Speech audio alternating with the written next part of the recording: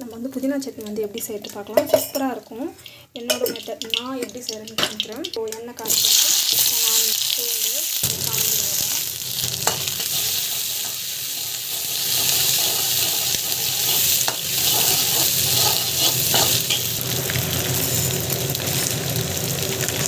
உளுத்தப்பருப்பு, கடலைப்பருப்பு, கொஞ்சமாக உளுத்தப்பருப்பு, கொஞ்சமாக வந்து கடலைப்பருப்பு.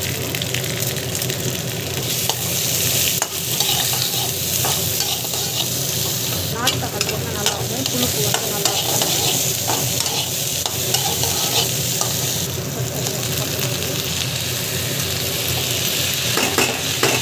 அப்படியே வந்து க்ளோஸ் பண்ணி வச்சுக்கிறோம். வெங்காயம் பார்த்தீங்கன்னா புளி வந்து ஆட் பண்ணிட்டு வதக்கிக்கலாம்.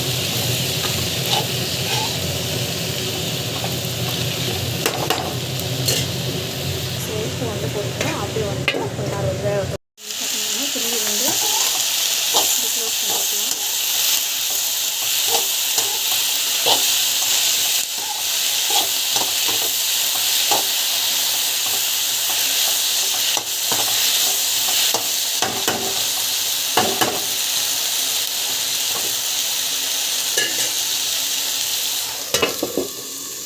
நான் அரைச்சி வச்சுருக்கேன். நான் வந்து அதில் போட மாட்டேன். போட்டோம்னா என்ன ஆகுதுன்னா நம்மளுக்கு வந்து பார்த்திங்கன்னா அடி பிடிச்சிடும். அந்த சூடாக இருக்குது இல்லையா, அதே தூக்கி போட்டுட்டு நம்ம வந்து பார்த்திங்கன்னா சட்னி வந்து ரெடி பண்ணி சரி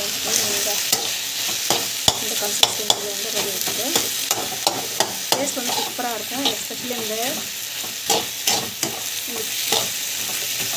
வின்டர் சட்னியில் வந்து செஞ்சுக்கோங்க. இம்யூனிட்டிக்கும் ரொம்ப நல்லது.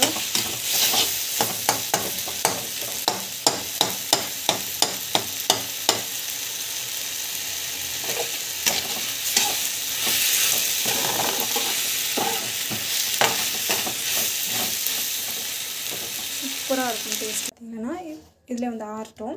ஸோ அப்போ வந்து பார்த்திங்கன்னா தேங்காயும் வந்து நல்லா வந்து ஒரு மாதிரி பாயில் ஆன மாதிரி ஆகும். டேஸ்ட்டும் சூப்பராக இருக்கும். அப்படியே வச்சுருங்க. வந்து செஞ்சுக்கலாம்.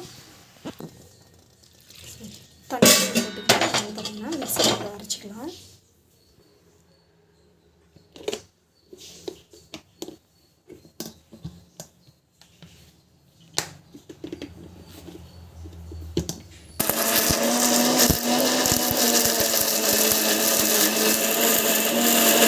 சட்னி வந்து தாளிக்க போகிறோம். ஸோ நம்ம வந்து பார்த்திங்கன்னா கடுகு